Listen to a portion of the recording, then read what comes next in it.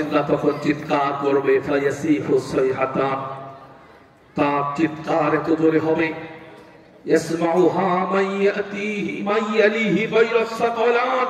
পৃথিবীতে যত মানুষ এবং জিন আছে সব বাদে যত প্রাণী আছে কবরের ভেতরে তার ওই হাতুড়ি পিঠা খাওয়ার পরে যে চিৎকার করবে, করুণার্তনাদ করবে, পৃথিবীর সমস্ত পশু পাখি সমস্ত প্রাণী এই চিৎকারের আওয়াজ শুনতে পারবে। জোরে কর নাউজুবিল্লাহ। এই হাতুড়ি পিঠা আজকে রাতেই হতে পারে এই 10টা অপরাধের একটা যদি আপনার ভিতরে পাওয়া যায়।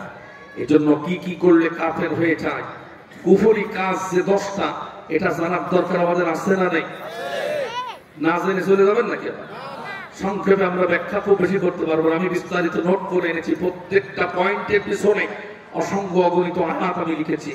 একটা দুইটা আয়াতের বেশি আমি আর বলতে পারবো না, কারণ রাত হয়ে গেছে 10:30, এখনই ঘুমানোর সময়। আমার ভাইয়েরা, 1 নাম্বার যে কারণে মানুষ কাফের হয়ে যায় তার 1 নাম্বার কারণ হলো আল্লাহ রাব্বুল আলামিনের আয়াতের বিরুদ্ধে যদি কোনো মানুষ যদি চলে যায়, আল্লাহর আয়াত যদি অস্বীকার করে, লোকটা কাফের হয়ে যাবে। যদি লোকটা ভালো মানুষ হয়, নামাজ পড়ে, রোজা করে, হজ করে, যাকাত দেয়, মসজিদ করে, মাহফিলে টাকা দেয়, হাজার হাজার মাহফিল শোনে, কোনো মিথ্যা কথা বলে না, কুরআনুল কারীমের সব আয়াত বিশ্বাস করেছে, কিন্তু একটা আয়াত সে মানতে চায় না, বলেন তো লোকটা কি ঈমানদার থাকবে না কাফের হয়ে যাবে? জোরে বলেন। এই অপরাধ করলে মানুষ কাফের হয়। বলেন তো সোনার বাংলাদেশে এই অপরাধ করে কাফের হয়েছে এমন লোক 2-1 আছে না নেই? আমি কি একটু ব্যাখ্যা করবো এই পয়েন্টের উপরে সংক্ষেপে? আপনারা কেউ বেজার হবেন না তো? আপনাদেরকে ঈমান বাঁচানোর জন্য অনেক দূর থেকে কষ্ট করে এসেছি। আয়াতের বিরুদ্ধে মানুষ কিভাবে যায়। কুরআনুল কারীমের একটা 17 পারার একটা সূরা আছে, সূরাতুল হজ। কি সূরা বললাম? কি সূরা বললাম? সবাই বলেন সূরাতুল হজ। এই সূরার শেষ আয়াত অর্থাৎ 78 নম্বর আয়াতে আল্লাহ বলছেন, আল্লাহ পাক বললেন, মিল্লাতা আবিকুম ইব্রাহিম হুয়া সাম্মাকুমুল মুসলিমিন। জোরে কোন আল্লাহু আকবার। আল্লাহ বললেন সূরা হজের শেষ আয়াতের ভিতরে রব্বুল আলামিন বললেন, কিয়ামত পর্যন্ত তোমাদের জাতির পিতা আমি ইব্রাহিম আলাইহিস সালামকে নির্ধারণ করে দিলাম।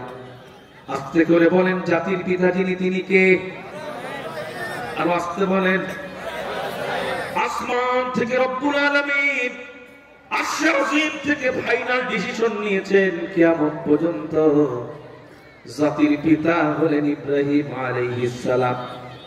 এখন আপনি যদি সেটা সরায়া দিয়া অন্য কাউকে যদি জাতির পিতা বানান, বলেন তো ঈমান থাকবে না চলে যাবে?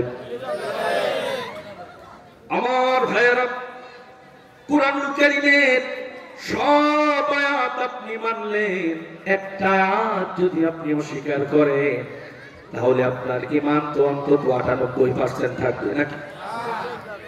ঈমান টোটাল চলে যাবে। সোনার বাংলাদেশে 15টা বছর আল্লাহর নবী ইব্রাহিম আলাইহিস সালামকে আল্লাহ সিলেকশন করা ইব্রাহিম নবীর সরায়া দিয়া একজন মানুষকে জাতির পিতা বানালো। বাংলাদেশের অসংখ্য নেতা কর্মী তাকে জাতির পিতা বলে যারা মেনে নিয়েছে, কোনোদিন প্রতিবাদ করে নাই। আল্লাহর কোরআন হাতে নিয়ে বলি, আল্লাহর কসম, বাংলাদেশের সব স্বৈরাচারের দোসরেরা কাফের হয়ে গেছে। কথা কোন ঠিক কিনা? কোন সন্দেহ আছে? তওবা করো, তওবা করো, ফিরে আসো।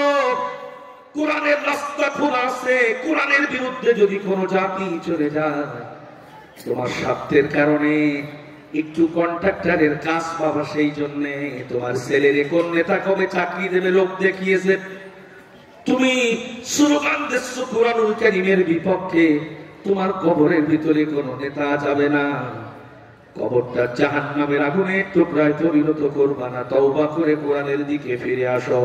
এবার আস্তে করে আপনারা বলবেন জাতির পিতা যিনি তিনি কে? যারা বললেন না বা চুপ থাকলেন তাদের অন্য কোনো আব্বা এখনো মানেন বলে মনে হচ্ছে না। খবরদার আমি ব্যাখ্যা করতে পারতেছি না। কিছুদিন আগে সোনার বাংলাদেশে একজন দাড়িওয়ালা টুপিওয়ালা সাদা ফকফকা পাঞ্জাবি পরেছে, মাথায় টুপি আছে, চেহারা দেখে মনে হয় আল্লাহর ফেরেশতা হয়তো বা এখানে বসে আছে। তিনি একটা অনুষ্ঠানে বক্তব্য দিলেন, এক পর্যায়ে তিনি বললেন কোরআনের ভিতরেও কিছু কিছু ভুল আছে। তারা নাউজুবিল্লাহ বলতেছেন না, মনে হচ্ছে আপনারাও মনে করতেছেন আছে, তাই তো? এখন আস্তে করে বলেন কোরআনের ভিতরে কি ভুল আছে নাকি? দাড়ি নিয়ে টুপি নিয়ে মাথায় টুপি নিয়া নবীজি সুন্নাত মুখে নিয়া পাঞ্জাবি পরে যদি কোনো মানুষ যদি বলে কোরআনে ভুল আছে, কোরআনুল কারীম 1400 বছর আগে বলতেছে ভুল তো দূরের কথা। যালিকাল কিতাবু লা রাইবা ফীহি হুদাল লিল মুত্তাকিন। জোরে কোন আল্লাহু আকবার, আরো জোরে কোন আল্লাহু আকবার। আল্লাহ বললেন ভুল তো দূরের কথা, কিয়ামত পর্যন্ত কোরআনুল কারীমের ভিতরে কোনো মানুষ কোনো সন্দেহ করার সুযোগ পাবে না। ভুল খুঁজে পাওয়া তো দূরের কথা, সন্দেহ করার দুঃসাহস কোনো মানুষ কোনোদিন দেখাতে পারবে না। আর যিনি বললেন কোরআনে ভুল আছে, তিনি নেতা হওয়ার কারণে বাংলাদেশের কোন কর্মীরা বলে নাই তোমার বক্তব্যটা সঠিক নয়, তুমি তওবা করো। তোমার বক্তব্যটা কোরআনের বিপক্ষে চলে গেছে, কোন স্বৈরাচারের দোষরও বলে নাই। যারা বলে না চুপ থেকেছে, মনে মনে চিন্তা করেছে নেতা যেহেতু বলেছে হলেও হতে পারে। এই চুপ থাকার কারণে সব কর্মীদের ঈমান নষ্ট হয়ে গেছে, কাফের হয়ে গেছে। কথা বলেন ঠিক কিনা? বলেন তো সে আল্লাহর ওলির নাম কি? কেউ জানেন না? দরবেশ বাবা চেনেননি? উনি হিজরত করার জন্য দাড়ি চাইছে, মাথা টুপি খুলে একটা গেঞ্জি পরে উনি ট্রলারে করে চলে যাচ্ছিলেন, সাথে আর একটা মন্ত্রী ছিল, আইন মন্ত্রী। ওনারে খপ করে যখন ধরেছে পুলিশে, তখন ও মনে করলো আমি একা মরবো কে, বছর যে আসল মাল হয়েছে। অথচ ওর কিন্তু সিনার পুলিশের বাপেরও সাধ্য নেই যে ওই দরবেশ এই হতে পারে, কারণ টুপি নেই, দাড়ি নেই, একেবারে বসে আছে মনে হচ্ছে না ফকির। আমার ভাইরা তার ইশারা করে বলছে ওই যে মাল ওই যে বসে আছে। অথচ যদি ও যদি ভালোই বাসত অথবা কোন ইসলামী দলের নেতা হতো, ও মনে করতো যে আমি মরিছি অন্তত আমার ভাই বেঁচে যাক, একসাথেই তো দল করেছি, ও উঠে উঠে খেয়েছে, আমিও খাইছি, আমারই তো ভাই, আমারই তো দলের লোক, ওরা চিনতে পারছে না, বেঁচে যাই যাকে যাক, আমি অন্তত ধরা পড়েছি আমার যা হাল হবে ও বেঁচে যাক, এরকম চিন্তা করার দরকার ছিল না? কোরআনে কথা বলে দিয়েছে জালেম কখনো আর এক জালেমকে সাহায্য করবে না। কিয়ামতের মাঠে তারা বলবে ইয়া লাইতানি ইত্তাখাযতু মা'আর রাসূলি সাবিলা ইয়া ওয়াইলাতা লাইতানি লাম আত্তাখিয ফুলানান খলিলা। একজন আরেকজন শৈলাচারকে দেখায় বলবে এরে যদি বন্ধু না বানাতাম আমার আজকে জাহান্নামে আসা লাগতো না। শুধু আফসোস করবে আর বলবে, এটা কিয়ামতে করবে। দেখেন দুনিয়াই শুরু হয়ে গেছে। কথা বলেন ঠিক কি না? আমার ভাইয়েরা, কোরআনুল কারীমের বিপক্ষে যাওয়া যাবে না। কোরআনের বক্তব্য যত তোমার বিপক্ষে চলে যাক না কেন, তোমার মতের বিপক্ষে চলে যাক না কেন, কোরআনের আয়াতের কাছে তোমার মাথাটা নত করে দিতে হবে। এই জন্য কোরআনের বিপক্ষে যাওয়া যাবে না। কিছুদিন আগে বাংলাদেশে একজন বক্তব্য দিলেন, হিন্দুদের দুর্গা পূজায় গিয়ে বক্তব্য দিলেন এবার গজে চড়ে মা দুর্গা আসার কারণে ফসল আমাদের দেশে ভালো হয়েছে। সুবহানাল্লাহ বলছেন না কেউ? আমাদের দেশে মাঝে মাঝে যে ফসল ভালো হয় এটা তো মা দুর্গার কারণে হয়, তাই না? শুধুমাত্র হিন্দুদের অমুসলিমদের ভোট পাওয়ার জন্য তিনি মুখ দিয়ে উচ্চারণ করলেন মা দুর্গা গজে চড়ে আসার কারণে ফসল ভালো হয়েছে। বলেন তো এ কথা বলার সাথে সাথে যিনি বেজার হবেন, যিনি আমাদের ফসল দেন, তিনি কে? আল্লাহর অসংখ্য আয়াত কোরআন আমি তন্ন তন্ন করে গবেষণা করতেছি। 30 পারা কোরআন আমি সিনার ভিতরে মুখস্থ করেছি। আজ থেকে 24 বছর আগে কোরআনুল কারীম মুখস্থ করেছি। কোরআনের উপরে অনার্স মাস্টার্স করেছি, কোরআন নিয়ে গবেষণা করতেছি। ওই লোকটা বক্তব্য দেওয়ার পরে আমি লক্ষ্য করে দেখলাম প্রায় 700 আয়াত কোরআনুল কারীমে আছে। ফসল ভালো করেন যিনি, তিনি আল্লাহ। তিনি রিজিকের ব্যবস্থা করেন। 6 থেকে 700 আয়াত রয়েছে। কোন মানুষ যদি বলে মা দুর্গার কারণে ফসল ভালো হয়েছে, কোরআনুল কারীমের 700 আয়াত অস্বীকার হয়ে যাবে, বলেন তো তার ঈমান থাকবে নাকি? এই বক্তব্য যিনি দিয়েছিলেন তিনি বর্তমানে পালিয়ে দিল্লিতে অবস্থান করতেছেন। বাংলাদেশের কোন নেতা কর্মী ওই কথার প্রতিবাদ করেন নাই। ওরা মনে মনে চিন্তা করেছে হয়তো বা মা দুর্গার কারণে হলেও হতে পারে, নেতা যেহেতু বলেছে হলেও হতে পারে। আস্তে করে বলেন, ফসল যিনি ভালো দেন তিনি কে? দলিল নিয়ে কষ্ট হচ্ছে, দলিল কয়টা দলিল দেব, সময় তো নেই। এমন সময় উঠালেন মনে অনেক কষ্ট নিয়ে উঠেছি, আরো 1.5 ঘন্টা আগে যদি উঠাতে পারতেন ভালো হতো। আমার ভাইয়েরা, দলিল 1 নাম্বার দলিল নেন। সূরা জারিয়াতের 58 নম্বর আয়াতে আল্লাহ পরিষ্কার করেছেন কে রিজিক দেয়। শোনো,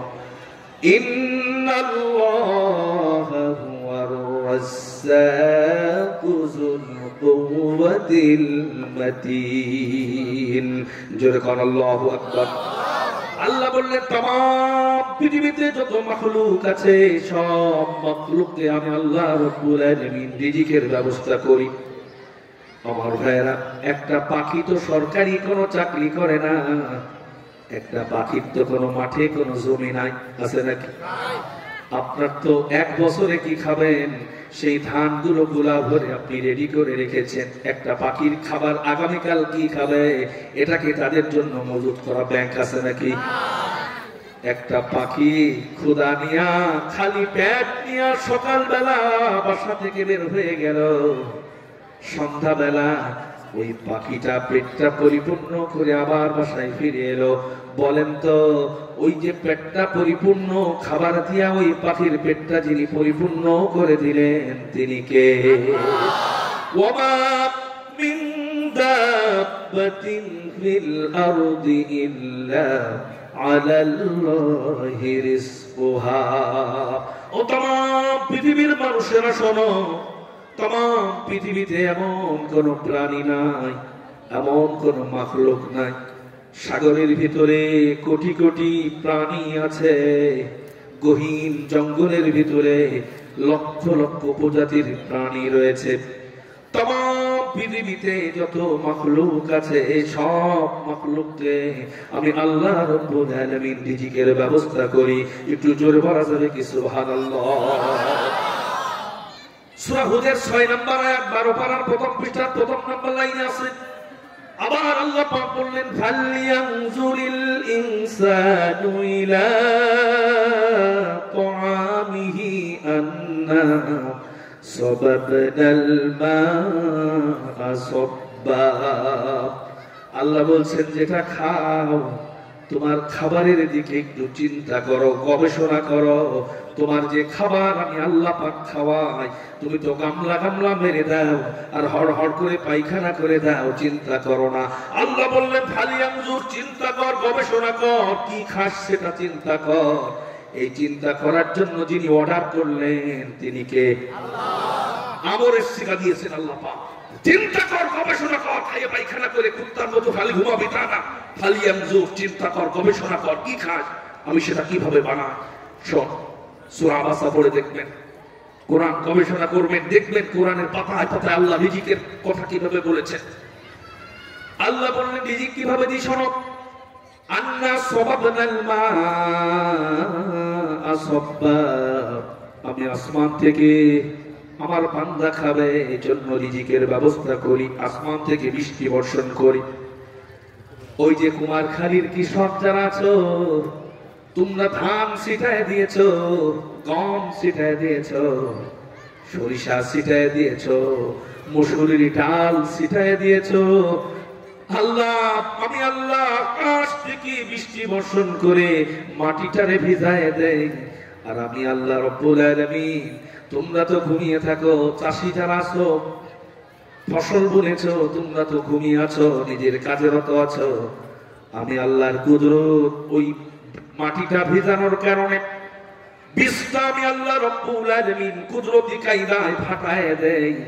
বিষটা যখন পেটে যায়, ছোট্ট চিকন গাছের কুড়ি, গাছের চারা, মাটি ফুঁড়ে নরম গাছের কুড়ি, মাটি ফুঁড়ে আমি আল্লাহ বাইরে বের করি। একটু জোরে বলা যাবে কি সুবহানাল্লাহ? মাটি ফুঁড়ে বের করেন আল্লাহ। তাও সূরা ওয়াকিয়ায় ক্লিয়ার করেছেন রব্বুল আলামিন কি দারুণ করে বললেন, আনতুম আনশাতুম শাজারাতাহা আম নাহনুল মুনশিউন। বান্দা, বীজ থেকে ছোট্ট যে গাছ অঙ্কুরিত হয়ে মাটি ফুঁড়ে বাইরে বের হয়ে আসে, আমি আল্লাহ সেটা বের করি নাকি কৃষক যারা আছো তোমরা বের করো? আল্লাহ সেটা প্রশ্ন করেছেন। উত্তর যদি জানেন বলবেন, ভুল বলার দরকার নেই। এই যে ছোট্ট বীজ থেকে যিনি গাছ মাটি ফুঁড়ে বাইরে বের করেন, তিনি কে? আরো জোরে বলেন, তিনি কে? আমার ভাইয়ের আল্লাহ বললেন, এবার গাছটা বড় হয়ে গেল। ফাআম্বাতনা ফিহা হাব্বা, ওই গাছের গোড়ায় গোড়ায় আমার বান্দা খাবে, সেজন্য গাছের ডগায় ডগায় আমি আল্লাহ রব্বুল আলামিন চাউল ঝোলায়া দেই, আমি আল্লাহ গম ঝোলায়া দেই, আমি আল্লাহ সিম ঝোলায়া দেই, আমি আল্লাহ তোমাদের খাবারের জন্য লাউ ঝোলায়া দেই, মসুরির ডাল ঝোলায়া দেই, ছোলা ঝোলায়া দেই, মরিচ ঝোলায়া দেই, আমার বান্দা খাবে জন্য গাছের ডগায় ডগায় আমি আল্লাহ ফল ফসল দিয়া ভরে দেই। একটু জোরে বলা যাবে কি আল্লাহু আকবার? আল্লাহ বললেন, আমি তোমাদের এইভাবে করে খাবার উৎপন্ন করি আমার বান্দার জন্য। আর তুমি যদি বলো মা দুর্গা এই কামটা করেছে, বলেন তো কাফের হবে নাকি ইমানদার থাকবে? এজন্য তওবা করো, তওবা করো। যে পালিয়ে গেছে সেখান থেকে তওবা করো। তার জ্ঞাতি গোষ্ঠী যারা দেশে আছো তওবা করো। তা না হলে যদি তোমার মরণ হয়, তুমি মাঝে মাঝে নামাজ পড়ে জান্নাত খুঁজতেছো, তোমার তো ঈমানই নাই। যদি কোনো গাছের গোড়া কাটে দিয়া যদি উপরে পানি দেওয়া হয়, বলেন তো গাছটা কি বাঁচবে নাকি? তোমার ঈমানই নাই, তোমার কোনো ভালো কাজের মূল্য আল্লাহর কাছে এক পয়সা নাই। আগে ঈমান বাঁচাও, আগে ঈমান বাঁচাও, আগে ঈমানটা বাঁচাও। আমার ভাইয়েরা, এই পয়েন্টের উপরে আলোচনা করলে ঘন্টা খানিক আরো লাগবে। কিভাবে বাংলাদেশের মানুষ এইভাবে করে আয়াতের বিপক্ষে চলে যায়। কিছুদিন আগে বাংলাদেশের একজন কুলাঙ্গার নেতা বলেছিল, ইনশাআল্লাহ বাংলাদেশ থেকে রাষ্ট্র ধর্ম ইসলাম তুলে দেব। সুবহানাল্লাহ। অনেকে নাউজুবিল্লাহ বলতে সাহস পাচ্ছে না, কারণ শয়তান যদি আবার মাইন্ড করে নাকি। ও আসে শীতের মধ্যে বসে এক কোনায় খাপড়ি মেরে ওর মনে আঘাত দিয়ে দরকারটা বসে আছে থাকে, এই জন্য অনেকে নাউজুবিল্লাহ বলতে সাহস পাচ্ছে না, তাই তো নাকি? ইসলামের মালিক যিনি, তিনি কে? ইনশাআল্লাহ ইসলাম তুলে দেবো বলেছে। তাহলে আল্লাহ বলছেন তুলে দেওয়া তো দূরের কথা, ইসলাম তো, ইসলামের মালিক যিনি, তিনি কে? আল্লাহ বলছেন আমি ইসলামকে তুলে দেওয়া তো দূরের কথা, আমি আল্লাহ রাব্বুল আলামিন ইসলামকে বিজয় দেব। ইউরিদুনা লিইউতফিউ নূরাল্লাহি বিআফওয়াহিহিম আল্লাহু মুতিম্মু নূরিহি। আমি আল্লাহ ইসলাম বিজয় করব, আমি আল্লাহ ইসলামের বিজয় দান করব। আর ও বলে ইসলাম তুলে দেব। তাহলে আয়াতের বিরুদ্ধে চলে গেল না পক্ষে থাকলো? কথা বলেন। তুমি ইসলামকে তুলে দিয়ে ষড়যন্ত্র করেছ। টাঙ্গাইলের একটা মন্ত্রী, তিনিও ইসলামকে তুলে দেওয়ার ষড়যন্ত্র করেছিল। আল্লাহ রব্বুল আলামিন আরশ আজিম থেকে সহ্য করতে পারেন নাই। রব্বুল আলামিন এমন ফাঁকি দিয়েছে, কুত্তার মতো পালিয়ে বেড়াতে হচ্ছে। কথা বলেন ঠিক কিনা? এত জুলুম আর নির্যাতন করা হয়েছে, পিছনের দরজা দিয়ে চোরের মতো পালিয়ে যেতে বাধ্য হয়েছ। তোমরা টার্গেট দিয়েছিলে 41 সাল, কিন্তু কি জুলুম আর কি নির্যাতন হয়েছে। আমার বন্ধু ঝিনাইদহ শহরে বাড়ি, 5 ওয়াক্ত নামাজ জামাতে পড়ে, ওর মতো ভালো মানুষ আমার এলাকায় আর কেউ নেই। যুবক মানুষ, ছাত্র মানুষ, হঠাৎ করে তারে ধরে নিয়ে চলে গেল। ওর বাপ আর মা, আত্মীয় স্বজন থানায় থানায় ঘুরেছে, আমার বাজান কোথায়? বলে যে না, আপনার বাজানকে কেউ ধরে নাই। ছাত্র মানুষ, নামাজি মানুষ, পরহেজগার মানুষ, তারে ধরে নিয়ে গেল। মা পাগল হয়ে গেল। র্যাব অফিসে যায়, বলে যে এই নামে কাউকে ধরা হয় না। থানা বলে যে আমরা জানি না। বিভিন্ন অফিসে খোঁজ খবর নেওয়ার পরে পাওয়া যায় না।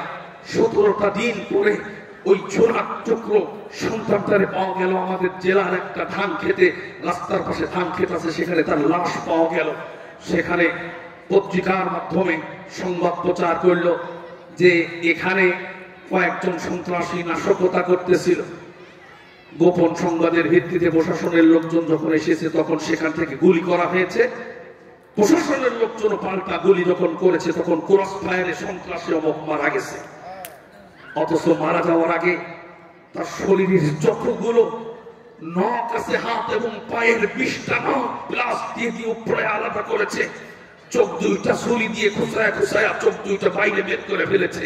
অল্প বয়স্ক 22-23 বছরের একটা যুবক ছেলে, তার শরীরের ভিতরে বাষ্পই গরম করে করে ঢুকাইয়া তার থেকে বিভিন্ন ভাবে তথ্য নেওয়ার চেষ্টা করেছে। পরবর্তীতে তাকে লাশ বানিয়ে দেওয়া হলো। তার মা আজকে প্রায় পাগল হয়ে গেছে। আব্বা এমন কোন দিন না, এমন কোন রাত নাই সন্তানের জন্য কাঁদে না। এ সমস্ত শুধুমাত্র আমার জেলার ওই নাম ছিল তার পারভেজ, শুধু পারভেজকে এইভাবে অন্যায় ভাবে হত্যা করা হয় না। ক্ষমতায় টিকে থাকার জন্য হাজার হাজার নিরীহ নিরপরাধ মানুষকে জালেম স্বৈরাচারের বাচ্চারা দুনিয়া থেকে বিদায় করেছে। কথা বলে ঠিক কিনা?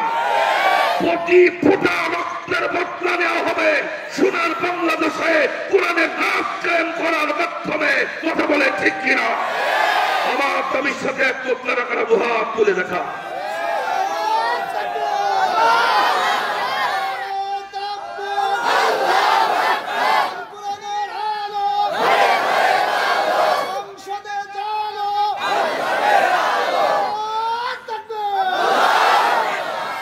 আমার ভাইয়েরা, 1 নম্বর কোরআনের আয়াতের বিরুদ্ধে গেলে কাফের হয়ে যায়। আরো ব্যাখ্যা ছিল, শোনার সুযোগ নেই। 2 নম্বর, কোরআনের আলোচনা শুনে, কোরআনের বক্তব্য শুনে যদি কারো চেহারা কালো হয়, মনটা খারাপ হয়, বুঝবেন ও কাফের। আমাদের দেশে এরকম লোক আছে না? এমনি ভালোই আছে, হঠাৎ করে দেখি চেহারা কালো। ব্যাপার কি? কোরআনের আয়াত নাকি তার অন্তরে লেগেছে। সে যে আদর্শ লালন করে সে আদর্শের বিরুদ্ধে কোরআনের আয়াত চলে গেছে, মনটা খারাপ, চেহারা কালো হয়ে গেছে, ওর কলিজা চলে যাচ্ছে, চেহারা থেকে বোঝা যাচ্ছে। এরকম লোক আছে না? নেই? কোরআন বলছে এরকম হলেই তুই কাফের। দেখেন দলিল, আমি সব দলিল কষ্ট দলিল আরো পকেটে বইটা এনেছি, দলিল গুলো লিখে এনেছি। সূরা হজের 72 নম্বর আয়াত।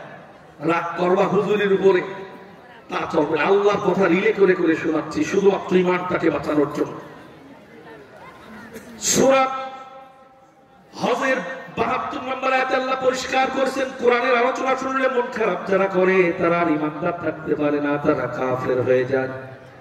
আল্লাহ পাক বললেন, وَإِذَا تُتْلَى عَلَيْهِمْ آيَاتُنَا بَيِّنَاتٍ تَعْرِفُ فِي وُجُوهِ الَّذِينَ كَفَرُوا الْمُنكَرَ يَكَادُونَ يَسْطُونَ بِالَّذِينَ يَتْلُونَ عَلَيْهِمْ آيَاتِنَا جركان الله أكبر।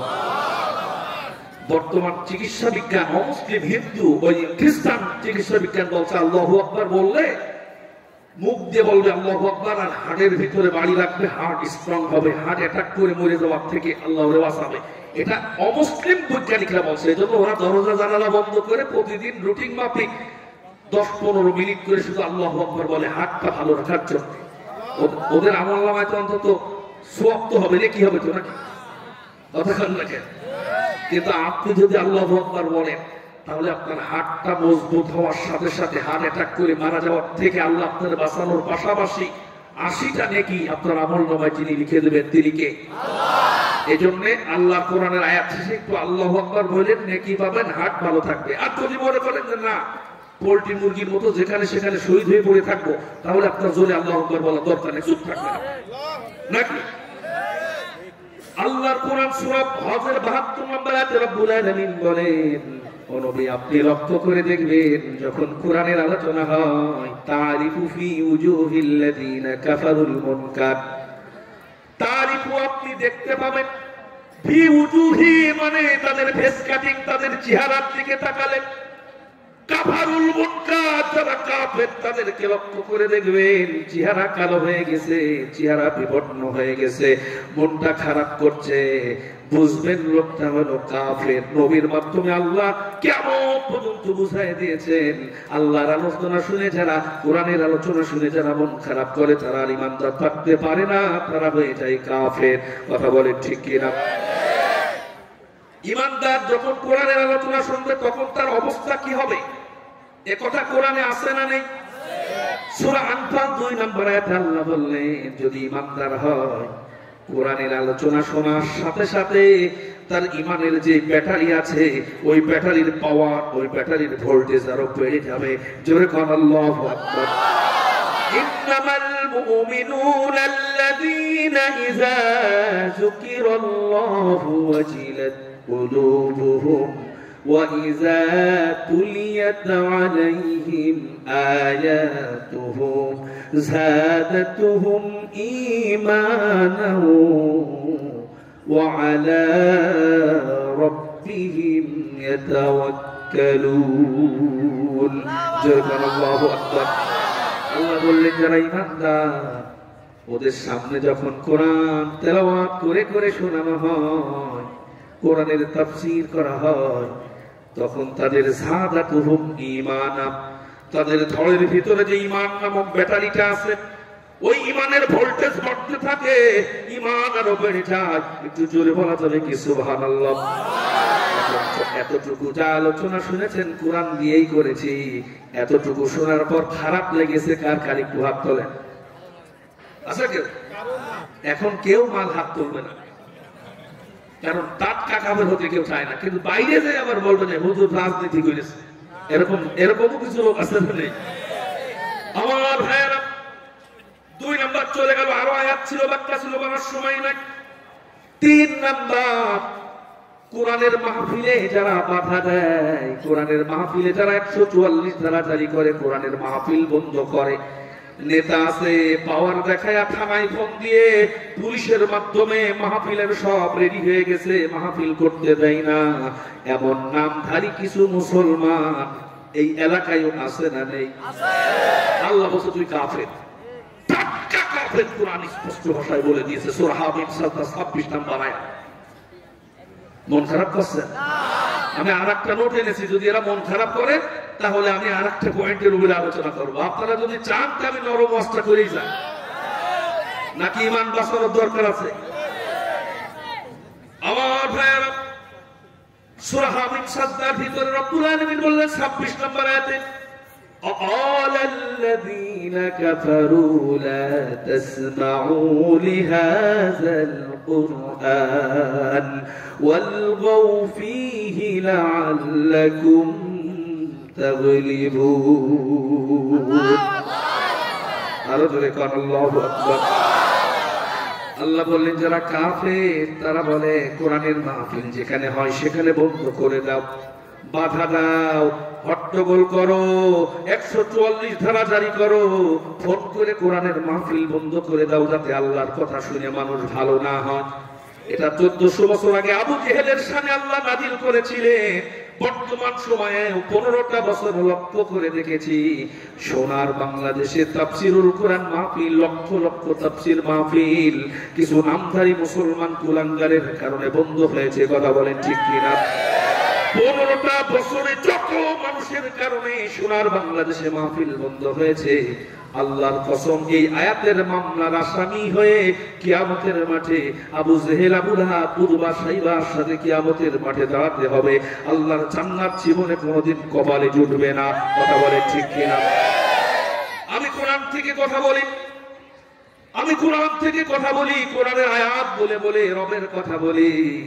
আমার ঝিনাইদহ জেলার সবচেয়ে বড় যে মাহফিলটা হয়, 5 দিন ব্যাপী মাহফিল হয়, আমারে ওরা একদিন দাওয়াত দিল।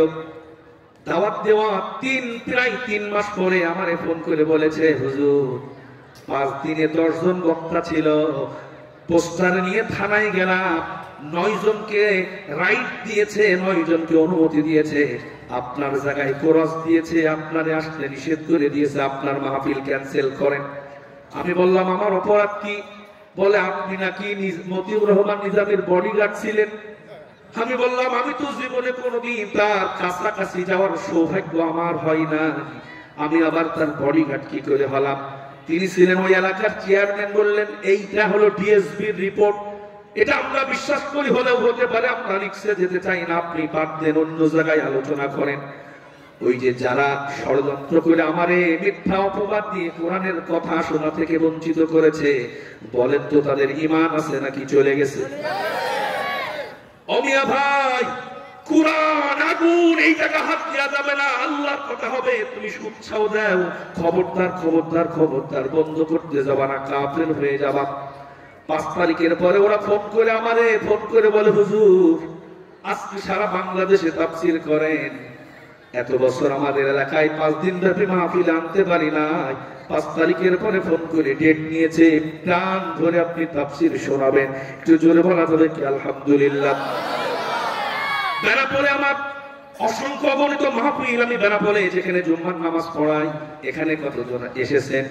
সেখানে প্রায় 2500-3000 মুসল্লি আমার মসজিদে নামাজ পড়ার জন্য 40-50 কিলো দূর থেকে তারা এসে বসে থাকে শুধু আলোচনা শোনার জন্য কোরআন থেকে। আমার ভাইয়েরা, ওই জায়গায় আমি একটা মাহফিলে বলেছিলাম, জুলুমের বিপক্ষে আলোচনা করেছিলাম। একজন সিভিল পোশাকে ওই প্রশাসনের লোকজন, যিনি একজন মানুষের উপরে জুলুম করেছেন, তিনি সেখানে থাকার কারণে এলাকায় ঘোষণা করে দিল এই হুজুরের ওয়াজ এই এলাকায় চলবে না। আমি বলেছিলাম একজন দিনমজুর গরিব মানুষ, তারে হঠাৎ করে ধরে নিয়ে গেল যশোরে কারাগারে, 6 মাস তারে রেখেছে। যখন তারে ধরা হলো, বলল আমি তো সেই অপরাধী না, পাশের গ্রামে অমুক অপরাধী, তার বাপের নাম আর আমার বাপের নাম এক, আমি আর সেই লোক এক নাম। কিন্তু তখন এমন অবস্থা ছিল, যারে ধরে তার থেকে টাকা পাওয়া যায়, এরকম একটা অবস্থায় দেশে ছিল কি ছিল না? ওই মাল টাকা আদায় করার জন্য এমন একজন অসহায় মানুষকে ধরে নিয়ে গেল। লোকটা অসহায় মানুষ, পরের বাড়ি কাজ করে করে খায়, দিন মজুর কামলা দিয়ে খায়। বাড়িতে যেদিন কাজ পাই না সেদিন বাড়িতে রান্না হয় না। ছোট্ট ছোট্ট বাচ্চারা তার ইনকামের কারণে তারা খাবার খায়, তার বৃদ্ধা মা তার জন্য বসে থাকে। এর ধরে নিয়ে গেল শুধুমাত্র বাপের নামের সাথে মিল থাকার কারণে। 6 মাস পর ঢাকা থেকে একজন অফিসার জেল পরিদর্শন করতে যখন এসেছে, ওই খেটে খাওয়া দিন মজুর পা জড়ায় ধরে তারে বলেছে, স্যার আমি তো সেই অপরাধী না, 6টা মাস জেলখানায় বিনা অপরাধে আমি আছি, আপনি একটু তদন্ত করে আমার বের করার ব্যবস্থা করেন। আমার কলিজার টুকরা ছোট্ট ছোট্ট সন্তানেরা হয়তো বা না খেয়ে এতদিন মারা গেছে, আপনি একটু ব্যবস্থা করেন। তদন্ত হলো, যিনি তারা গ্রেফতার করেছেন তাকে ডাকা হলো। তদন্ত করার পর দেখা গেল আসলে তার কোনো অপরাধ নেই। ওই ঢাকার অফিসার এবার নিজ উদ্যোগে নিয়ে তারে বেকসুর খালাস দিলেন। আর যিনি তারে ধরে নিয়ে এসেছিলেন তার কাছে জিজ্ঞাসা করলেন এই ভুল কেন করলেন? তখন তিনি বলতেছেন সরি স্যার, ভুল হয়ে গেছে। সরি বলার পরে তিনিও বেকসুর খালাস। যে এই লোকটাই কাম করেছিলেন তিনি সিভিল পোশাকে আমার একটা মাহফিলে বসেছিলেন। আমি বললাম তুমি শুধু সরি বলে তুমি পার পেয়ে গেছো ঠিকই, কিন্তু যারে বিনা অপরাধে 6টা মাস জেলখানায় তুমি রেখে দিয়েছ, ওই দিন মজুর তার স্ত্রী 6 মাস স্বামীর আদর থেকে সোহাগ থেকে বঞ্চিত হয়েছে। কলিজার টুকরা সন্তানগুলো পিতার জন্য কাঁদতে কাঁদতে দিন রাত অতিবাহিত করেছে, তাদের চোখ দিয়ে পানি বের হয়েছে। দিন মজুর ভাইয়ের কলিজার টুকরা বৃদ্ধা মা কতদিন বিছানায় ঘুমাতে পারে নাই। প্রতিটা মুহূর্তের চোখের পানি, প্রতিটা মুহূর্তের টেনশনের কারণে কিয়ামতের মাঠে জালিমের কাতারে তোমার দাঁড়ানো লাগবে। কথা বলে ঠিক কিনা? এতটুকু আমি বলেছি। পরে শুনি যে উনি সিভিল পোশাকে ছিলেন, ওখান থেকে তিনি থানায় গিয়ে অফিসারকে বলে দিয়েছেন এই হুজুরের মাহফিল যেন এই এলাকায় না হয়। কোরআনের মাহফিল বন্ধ করলে আর ঈমান থাকে না, কাফের হয়ে যায়। কথা বলে ঠিক কিনা? 3টা কারণ গেল, থাকলো কয়টা? কথা বল না কেন? আসতে বলছেন যাতে আর পয়েন্ট না বাড়ায়, তাই তো? আর একটা পয়েন্ট বলবো, আর একটা বলে আমরা মনোজাত করবো, সব শোনার সৌভাগ্য হবে না। 4 নাম্বার, দ্বীন ইসলামের বিজয় যারা চাই না, কোরআন বলছে ওরা কাফের। বাংলাদেশে ইসলামের বিজয় চায় না এমন লোক, নামাজি ভালো মানুষ উমরা পালনকারী হাজিও আছে না নেই? একটু জিকির করেন লা ইলাহা ইল্লাল্লাহ, লা ইলাহা ইল্লাল্লাহ,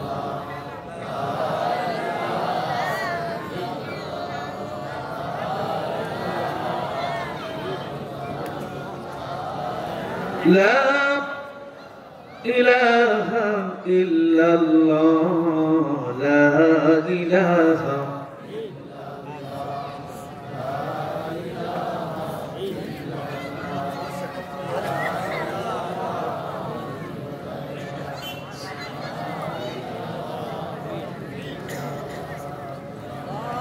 লা ইলাহা ইল্লাল্লাহ মুহাম্মাদুর রাসূলুল্লাহ সাল্লাল্লাহু আলাইহি ওয়াসাল্লাম। কষ্ট হচ্ছে আপনাদের?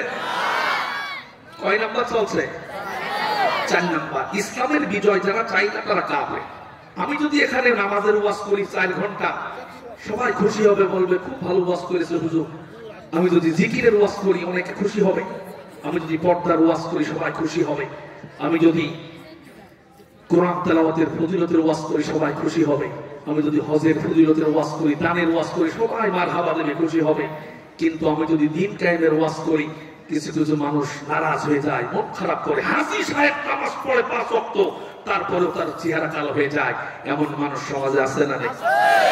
তোর নামাজ, রোজা, হজ, যাকাত তোকে জান্নাতে নিতে পারবে না। কোরআন বলছে তুই কাফের হয়ে গেছিস। কথা বলেন ঠিক কি না? আমি দলিল দেব, কসকসে দলিল। সূরা সফ 8 নম্বর আয়াত পড়ে দেখবেন। আমি আগেই বলেছি কোরআন তন্ন তন্ন করে আমি গবেষণা চলতেছে আমার।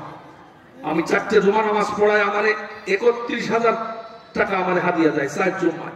1 ঘন্টা করে আলোচনা করে জুমার নামাজ 2 রাকাত পড়ায় চলে আসে। মাসে 4 জুমায় আমারে দেয় 31,000 টাকা। আপনাদের এই হুজুরের তো তাই দেন নাকি ইমামের?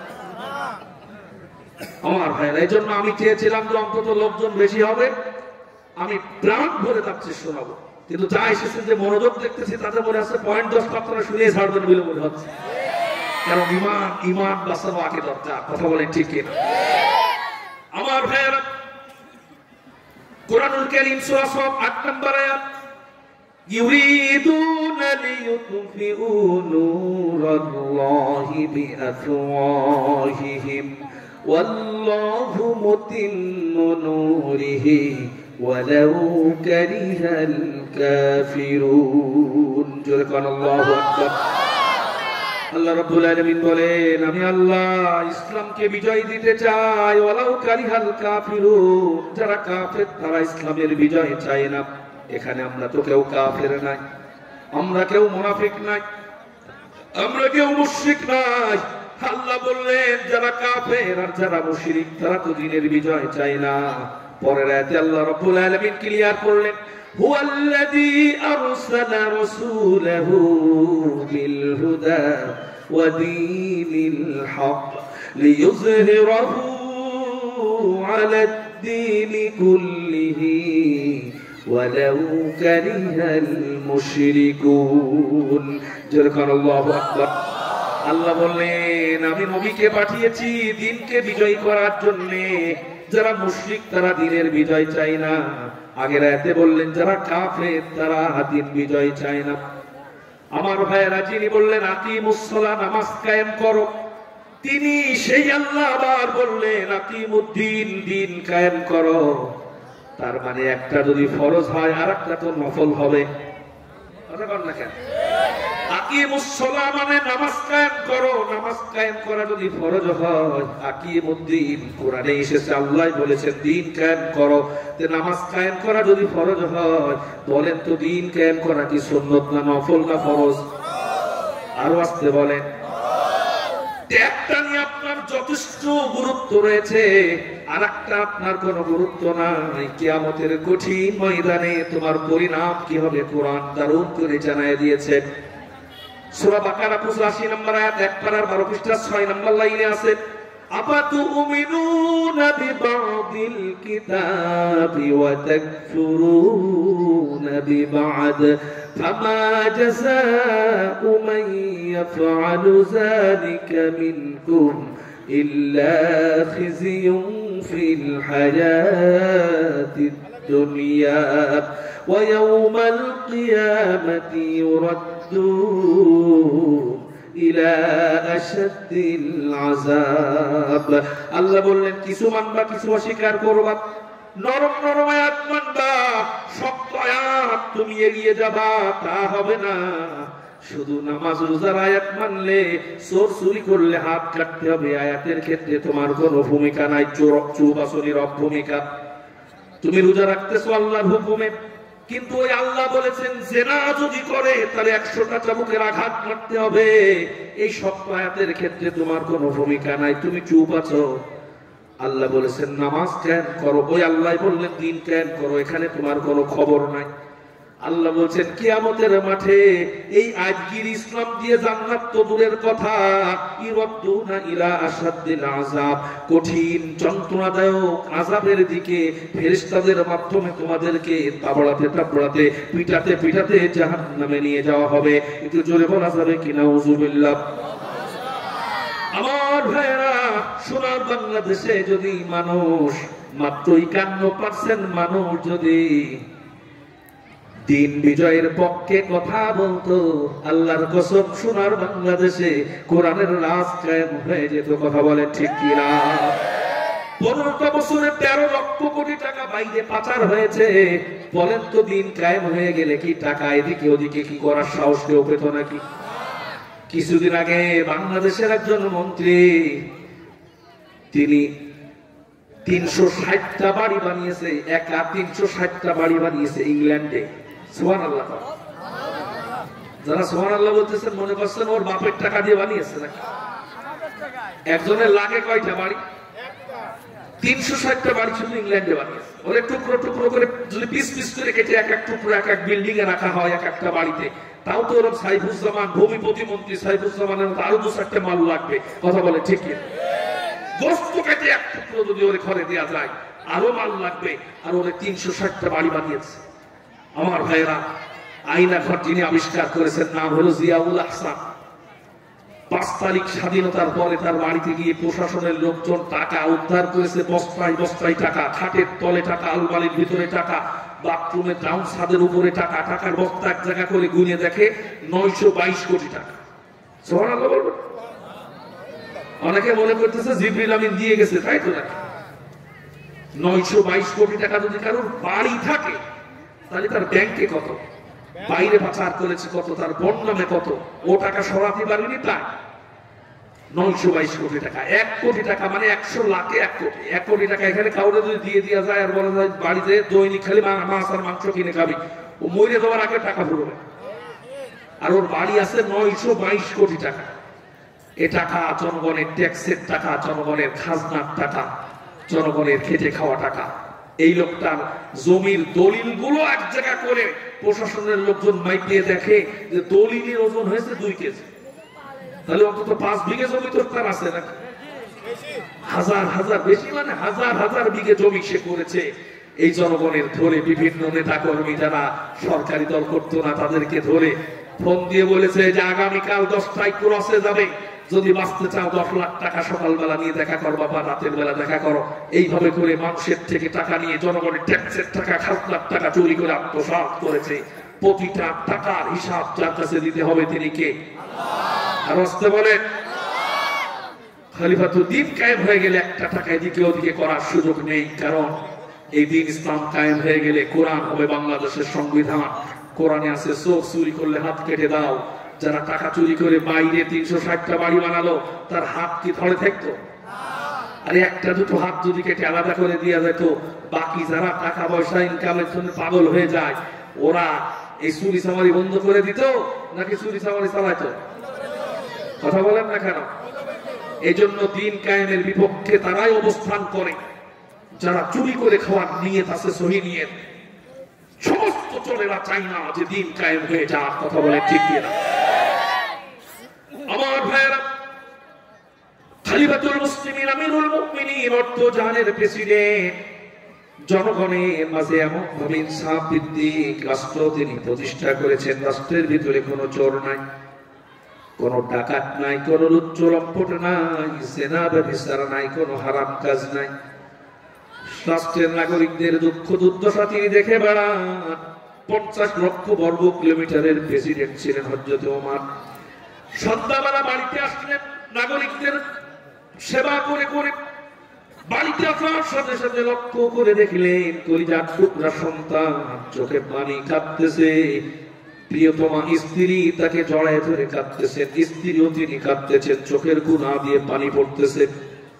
সারাদিন খাটাখাটনি করে ক্ষুধার্ত ক্লান্ত শ্রান্ত হযরতে ওমর বাড়িতে আসার পর বিবির চোখে পানি, হযরতে ওমরের সন্তানের চোখে পানি, হযরতে ওমরের স্ত্রীর চোখে পানি। বলেন তো স্বামীর মনটা কি ভালো থাকবে না খারাপ হবে? হযরতে ওমর থমকে দাঁড়ালেন, বললেন বিবি গো, সন্ধ্যাবেলা সারাদিন খাটাখাটনি করে আইলা, তোমার চোখে কেন পানি? কলিজার টুকরা সন্তানের চোখে কেন পানি? বলে স্বামী গো, সারাদিন জনগণের খেদমত করো, তোমার কলিজার টুকরা সন্তান ছোট্ট, ও তো মাদ্রাসায় পড়াশোনা করে, বক্তব্যে পড়াশোনা করে। একটা জামা 2 বছর আগে তারে কিনে দিয়েছো, ওই একটা জামা পরে সে মাদ্রাসায় যায়, যেখানে জামাটা ছিঁড়ে যায় আমি সেখানে তালি লাগায় দেই। তুমি একটা নতুন জামা কি তোমার সন্তানের জন্য কিনে দিতে পারো না? আমি তালি মারতে মারতে 17টা জায়গায় তালি মারা জামা, আমি তারে 17টা জায়গায় তালি লাগায় দিয়েছি, পটি লাগায় দিয়েছি। ওই জামাটা নিয়ে মাদ্রাসায় পড়াশোনা করার জন্য গেছে, তার বন্ধুরা তারে ডেকে ডেকে খুশায়া খুশায়া বলেছে, তোর বাপ প্রেসিডেন্ট মানুষ, নতুন একটা জামা কি কিনে আনতে পারো না? 2টা বছর একই জামা পরে আসো। বন্ধুরা চারপাশে ঘুরে ঘুরে তার ছিঁড়ার অংশগুলো গুনে গুনে বলে, তোর বাপ প্রেসিডেন্ট আর তোর জামার ভিতরে 17 জায়গায় ছিঁড়া তালি দেওয়া, তুই কি একটা নতুন জামা পরে আসতে পারিস না?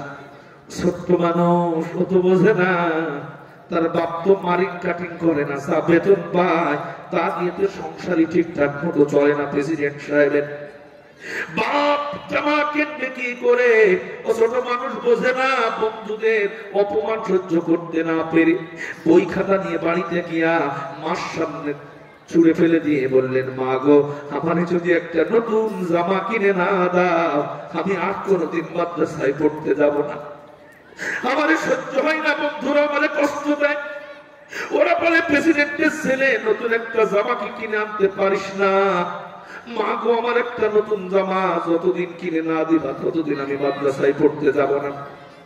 মায়ের চোখের কোনা দিয়ে সন্তানের চোখের পানি দেখে মায়ের চোখের কোনা দিয়ে টপ টপ করে পানি পড়ে।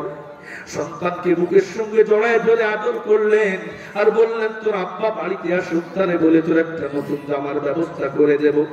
মা নিজের শরীরের কাপড়ের আঁচল দিয়া সন্তানের চোখটা মুছে দিতে দিতে হযরতে ওমর বাড়িতে হাজির হলেন। সকালে বের হয়েছে ওমর, সারাদিন জনগণের খেদমত করে সন্ধ্যাবেলা ক্লান্ত শ্রান্ত ক্ষুধার্ত ওমর বাড়িতে এসে একটু খাবার খাবে কিনা, সন্তানের চোখে পানি, স্ত্রীর চোখে পানি সহ্য হয় না। হযরত ওমর নরম সুরে বললেন, ও বিবি, তোমার চোখে কেন পানি? তোমার সন্তানের চোখে কেন পানি?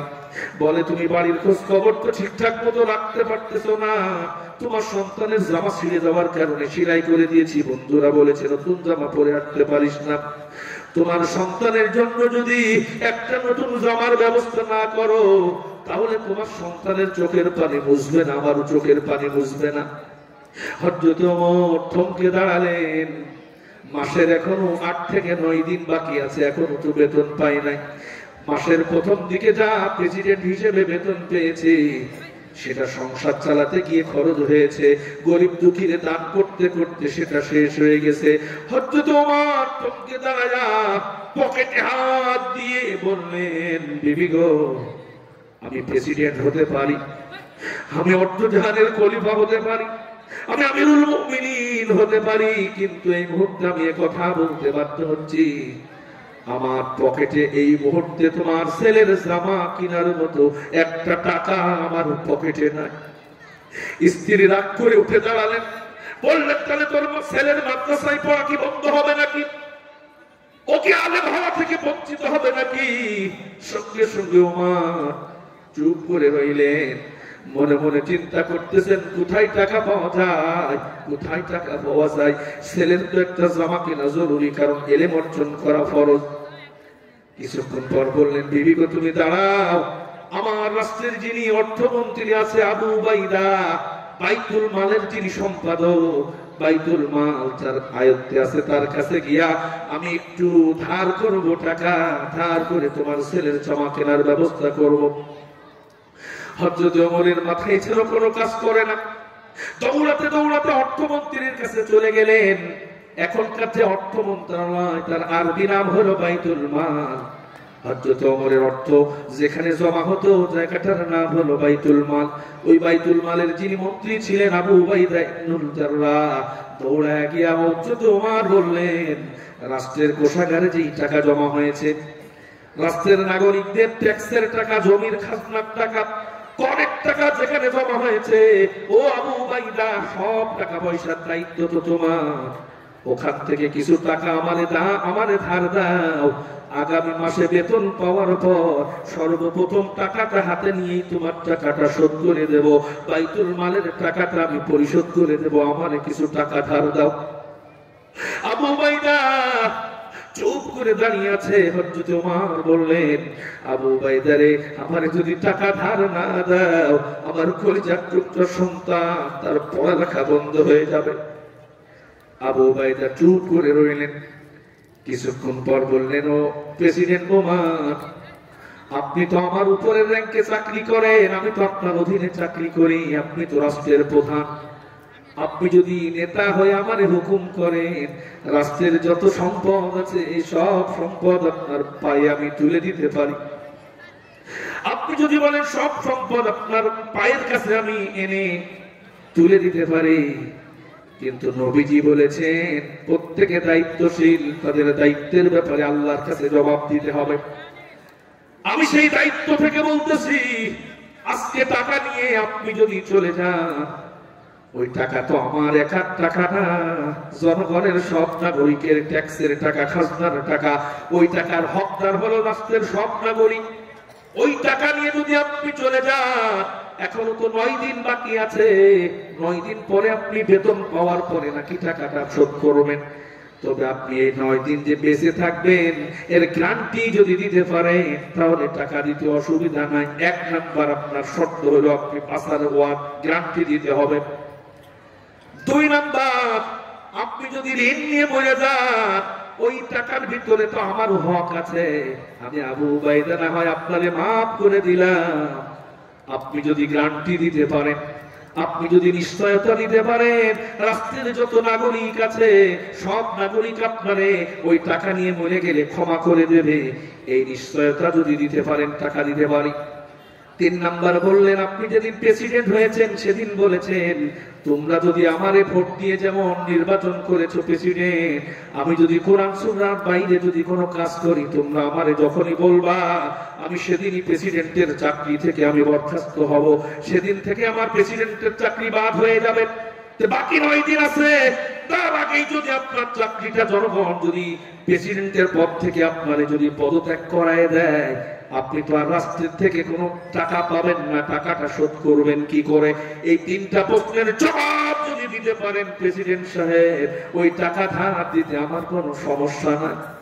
তাকায় লক্ষ্য করে দেখা গেল, সেই ওমরের কথা শুনলে শয়তান পালিয়ে যেত, ওযু ছুটে যেত। যে ওমরের এত রাগ, মাথার চুলগুলো দাঁড়িয়ে যেত। যে ওমর রাস্তা দিয়ে গেলে 40 দিন সেই রাস্তা দিয়ে শয়তান যাওয়ার সাহস পেত না, সেই ওমরের চোখের নিচ দিয়া টপ টপ টপ টপ করে পানি পড়ে দাড়ি ভিজে, মাটি যেন ভিজে যায়। নিচের পদের মন্ত্রী আবু উবাইদারে একটা চর মারলেন না, একটা চাকরি থেকে বরখাস্ত করলেন না, তাকে আয়না ঘরে ঢোকালেন না, তাকে পদত্যাগ করতে বাধ্য করলেন না। হযরত ওমর চোখের পানি ফেলতে ফেলতে দৌড়ায়া গিয়া আবু উবাইদাকে বুকের সঙ্গে জড়ায় ধরে বললেন, এত দারুণ একটা মন্ত্রী আমার আল্লাহ আমার জন্য ম্যানেজ করে দিয়েছে, এত তাকওয়াবান, এত পরহেজগার, এত ভালো মন্ত্রী, যার কারণে বিশাল অর্ধ জাহান পরিচালনা করা আমি ওমরের জন্য সহজ হয়ে গেছে। একটু জোরে বলা যাবে কি আল্লাহু আকবার? এই হলো মন্ত্রী, এই হলো নেতা, এই হলো চেয়ারম্যান, এই হলো মেম্বারের বৈশিষ্ট্য, এই হলো এমপি সাহেবের বৈশিষ্ট্য। আমাদের দেশ যারা 15টা বছর পরিচালনা করেছে তারা তো এরকমই ছিল। কথা কন না কেন? হযরত ওমর মোমবাতি জ্বালিয়ে রাষ্ট্রের কাজ করছেন, হঠাৎ করে দুইজন মেহমান তার ঘরে এসে সালাম দিল। সালাম দিয়ে দেখার সাথে সাথে মোমবাতি বন্ধ করে দিল। আপনার বাড়ি যদি কুরবানিদের দিন সন্ধ্যার পরে বিয়ে আর বিয়েন বেড়াতে আসে, আপনার সালাম দেওয়ার সাথে সাথে যদি আপনি লাইট বন্ধ করে পাশের রুমে যে খেটা মুড়ি দিয়ে শুয়ে পড়েন, তাহলে আপনার বিয়ে আর বিয়েন খুশি হবে না? ওমর প্রেসিডেন্ট, তিনি রাষ্ট্রের কাজ করছেন মোমবাতি জ্বালায়া। দুইজন মেহমান তারা আসলেন, দেখার সাথে সাথে মোমবাতি বন্ধ। 5-7 মিনিট পরে আবার মোমবাতি জানানো হলো। ওই মেহমান দুটোর ভিতরে খুব আঘাত লেগেছে, এতদিন পর বেড়াতে আসলাম, তাও প্রেসিডেন্টের বাড়ি, আমার আত্মীয়, আর অন্ধকার করে দিল। একজন ফোকাস করে বলে ফেললেন, প্রেসিডেন্ট সাহেব আপনার বাড়ি বেড়াতে আসলাম, আপনি অন্ধকার করে দিলেন, আপনি কি মাইন্ড করেছেন নাকি? বলে না, মাইন্ড করবো কেন? বলে আমরা তো মাইন্ড করেছি, আপনি অন্ধকারে আমাদের রাখলেন, আমরা তো কষ্ট পেয়েছি। হযরত ওমর বললেন, কষ্ট নিও না। কেন কষ্ট নেবে? আমি তো রাষ্ট্রের প্রেসিডেন্ট, আমি রাষ্ট্রের নাগরিকদের টাকায় কেনা মোমবাতি জ্বালিয়ে রাষ্ট্রের কাজ করছিলাম, রাষ্ট্রের হিসাব নিকাশ করছিলাম। তোমরা আমার মেহমান, তোমরা যখন এসেছো তখন তোমাদের চেহারা দেখার সাথে সাথে মোমবাতি বন্ধ করে দিয়েছি। তার কারণ কিয়ামতের কঠিন ময়দানে আল্লাহ যদি আমি ওমরে ডাক দিয়ে বলে, আত্মীয়তা করেছো জনগণের টাকার মোমবাতি খরচ করে, আত্মীয়তা করেছো, ঘন্টার পর ঘন্টা গল্প করেছো মেহমানের সাথে, এমন মোমবাতি পোড়াইয়া, এমন মোমবাতি জ্বালাইয়া, যে মোমবাতির টাকা ওমর তোর বাপের টাকা না, ওই টাকাটা গরিব মানুষের টাকা আছে, নাগরিকদের ট্যাক্সের টাকা আছে, ওই টাকা পুড়িয়ে তুমি কথা বলেছো, ঘন্টার পর ঘন্টা আত্মীয়তা করেছো। কিয়ামতের মাঠে আল্লাহ আমারে যদি গরিবের হক মারার, নাগরিকদের মাল আত্মসাৎ করার মামলার আসামি বানায় দেয়, তোমার দেখার সাথে সাথে আমি মোমবাতি বন্ধ করেছি, আল্লাহর সামনে যেন আমি আসামি হয়ে আমাদের দাঁড়ানো না লাগে। আল্লাহ যদি আমারে বলেই বসে যে ওমর সেদিন গল্প করার সময় তুমি মোমবাতি জ্বালিয়েছো, জনগণের টাকার মোমবাতি পড়ে আছে, এখন জবাব দাও। আমি কি জবাব দেবো? আল্লাহর সামনে জন্য বন্ধ করে দিয়েছে। আমার বেতনের টাকার মোমবাতি আর একটা টেবিলের উপরে ছিল, সেইটা আমি হাত রায়া খুঁজে খুঁজে পেয়েছি, ওটা জ্বালিয়েছি। ঘন্টার পর ঘন্টা কথা বলো, আল্লাহর কাছে আমার জবাব দেওয়ার কোনো ভয় থাকবে না। একটু জোরে বলো কি যাবে কিছু? হ্যাঁ, 15 বছর আমাদের দেশ যারা চালিয়েছে তারা তো এইভাবেই চালিয়েছে না।